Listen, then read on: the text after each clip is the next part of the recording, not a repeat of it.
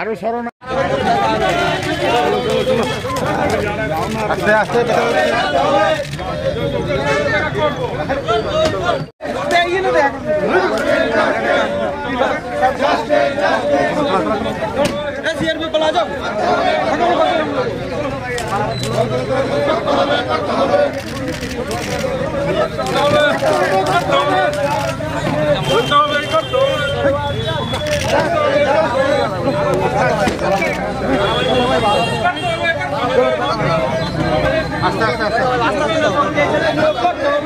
গেলে ভাই তারা তো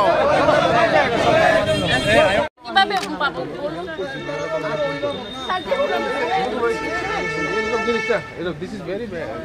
তাহলে স্যার আমাদের দিন না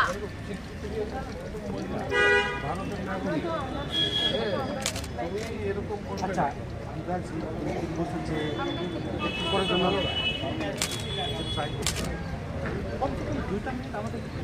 আমাদের সাথে ভুলটা কি আমি বুঝতে পারি আমাদের আমরা তো লঙ্ঘন করছি না যে সময় পুলিশ আমরা মানে আটকায়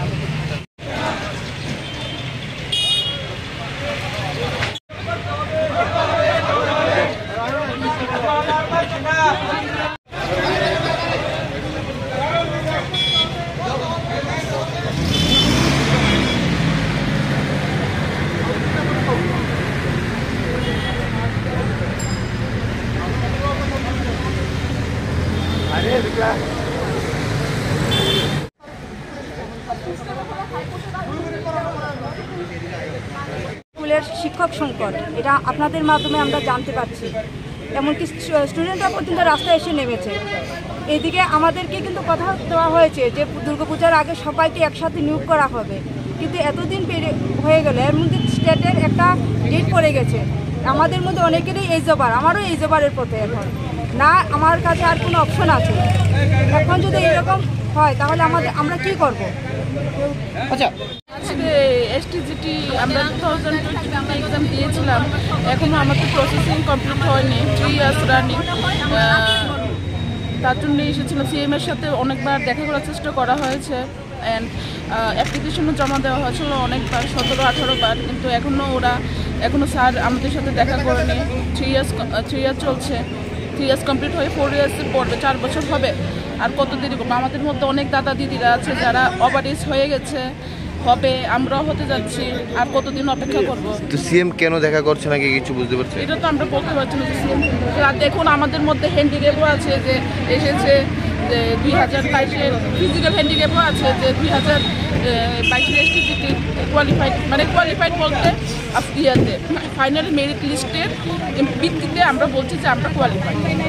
বিগত 3 বছর হয়ে আসছে এসটিজিটি বিষয় নিয়ে বারংবার মুখ্যমন্ত্রী নিকট বা বাকি মন্ত্রী নিকট আমরা অনুভূতি আসছে যাতে এই বিষয় সমাধান করে। আজকে আমরা সবাই আবার জড়ো হয়েছি একত্রে এই জায়গা চেম্বারের সামনে। আজকে আমাদের পুলিশ এখানে আটকে দিয়েছে যেন যে উনি যে দেখলাম যে কিছুদিন আগে বললো যে এসটিজিটি বিষয়টা নাকি আপনার জুডিশিয়াল ম্যাটারে আছে, তো এটা আমাদের পুরোপুরি জানা নেই। প্রথমত কথা, যেটা কোন ম্যাটারে কোন জায়গায় কী আছে কোর্টের, আমরা তো জানি শুধু এইটুকু যে আমরা 3 বছর হয়ে আসছে, আমরা একটা কোনো নোটিফিকেশান আউট করিনি, রেজাল্ট পাবলিশ করিনি। আমরা যে মেন ডিমান্ডটা ছিল, যে রিকোয়েস্টগুলো ছিল, আবেদন ছিল সিএম স্যারের কাছে, যাতে যতজন কোয়ালিফাইড ক্যান্ডিডেট সবাইকে রিক্রুট করে এবং নোটিফিকেশান আউট রেজাল্ট পাবলিশ করে। আমরা বরাবর দেখেছি মিডিয়ার মাধ্যমে বা পত্রিকার মাধ্যমে তারা পোস্ট ইনক্রিজ করবে। কিন্তু পোস্ট যদি ইনক্রিজ করা হয় সেটা সবার জন্য করা হয়, যতজন কোয়ালিফাইড ক্যান্ডিডেট আছে, এসসি হোক এসটি হোক কেউ হোক, যদি কোয়ালিফাইড করে থাকে তার জন্য সবার জন্য পায়। কিন্তু এখন যদি তারা বলে যে কিছু পোস্ট বাড়িয়ে যোগ্যতা নিরিখে সবাইকে নিয়োগ করা হয়, তাহলে আমরা বলতে পারি এখানে যদি পোস্ট ইনক্রিজ করা হয়, এখানে সবই যোগ্য যারা কোয়ালিফাইড করেছে, তো সবাইকে যেন দেওয়া হয় যারা কোয়ালিফাইড করেছে। পোস্ট অনেক খালি পড়ে আছে, ফাইন্যান্স অভাব নেই। তো এখন শুধু মুখ্যমন্ত্রী স্যারের মানবিক দৃষ্টিভঙ্গির অভাব। উনি যদি মানবিক দৃষ্টিভঙ্গি দেখে, এবং আপনারা বলে রাখি পূর্বতন যে শিক্ষামন্ত্রী ছিল, ওনার কাছে আমরা বারংবার গিয়েছিলাম এসব বিষয় নিয়ে। তো উনি লাস্ট টাইম উনি পোস্ট ইনক্রিজ করেছিলেন, আপনার মিডিয়ার মাধ্যমে আপনারা জানিয়েছিল, কিন্তু পরবর্তী সময় দেখা গেল যে ইলেকশনের দরুন সেটা পিছিয়ে গেছে। তো আজকে এতদিন হয়ে আছে কোর্টের ম্যাটার বলে রিক্রুট করছে না, সেদিকে আপনি দেখতে পারবেন টেটারকে তো নিয়োগ প্রক্রিয়া ক্রমশ আস্তে আস্তে এগোচ্ছে, কিন্তু এসটি থেকে নিয়োগ এগোচ্ছে না। তো খালি 1 to 8 টিচার রিক্রুট করলেই চলবে, মাধ্যমিক শিক্ষকের প্রয়োজন নেই নাকি?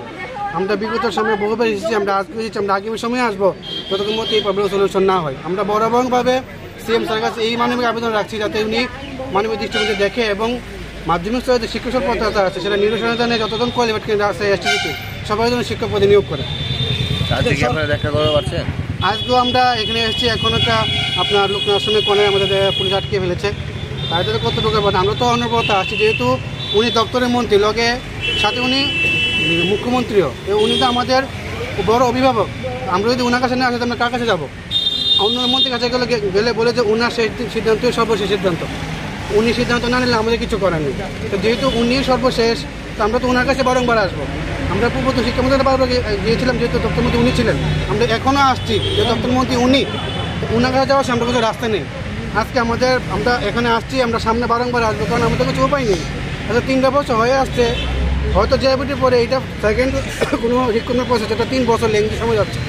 তো কবে নাগাদ এটা শুরু হবে? আমরা সেই জায়গাতে যেতেছি, এবং যাতে যতজন কোয়ালিফাইড করতে সবাই হয়তো রিক্রুট করে। কারণ আমরা বারংবার বলে আসছি, এই সরকার আসলে খালি 2বার এসটিটি পরীক্ষা হয়েছে, একবার 2019-এ একবার 2020-এ, শুধু 625 জন নিয়ে করেছে। আমরা কাগজপত্র আমরা আসলে আমরা দেখাতে পারুম। তো 625 জন যেহেতু শিক্ষক সম্পদে মেটানো যাবে না, আমরা যতজন কোয়ালিফাইড, এবার যতজন 12 হোক 13 হোক 14 15 যতজন কোয়ালিফাইড, পোস্ট অনেক পরে আছে, আরটির উপর দেখা যাচ্ছে পোস্ট অনেক পরে আছে, তাদের অসুবিধাটা কী রিক্রুট করতে।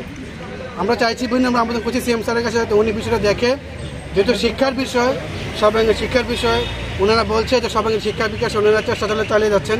আমরাও চাইছি চেষ্টার মধ্যে কিছুটা অংশীদারি হতে, এবং শিক্ষক সম্পদে নিয়োজনে আমরাও যাতে স্কুলে গিয়ে তাদের পাঠদান করিয়ে শিক্ষক সম্পদে মেটাতে পারি। আমরা চাই জাতির মেরুদণ্ড যাতে রাস্তা না থেকে স্কুলে থাকে। আপনার কাছে এটি অনুরোধ, আমরা সিএম স্যারের কাছে এটি বার্তা রাখছি বা রিকোয়েস্ট রাখছি, আবেদন রাখছি, উনি যেন বিষয়টা দেখে কর্ণপাত করে যতটা আমরা ওনার কাছে বারংবার আসবো, কারণ আমাদের কাছে বিকল্প কোনো রাস্তা নেই। আমরা অন্য কোথাও যেতে পারবো, ওনার কাছে আসবো এবং ওনার কাছে আবেদন রাখবো যাতে বিষয়টা তিনি দেখে। ধন্যবাদ। আমরা এখানে এসেছি, আমরা স্যারের সাথে সিএম স্যারের সাথে দেখা করার জন্য এসেছি, তাও দেখা করতে পারিনি, আমাদেরকে পুলিশ আটকে দিয়েছে। আজও সেমই অবস্থা, আমরা দেখা করতে পারিনি।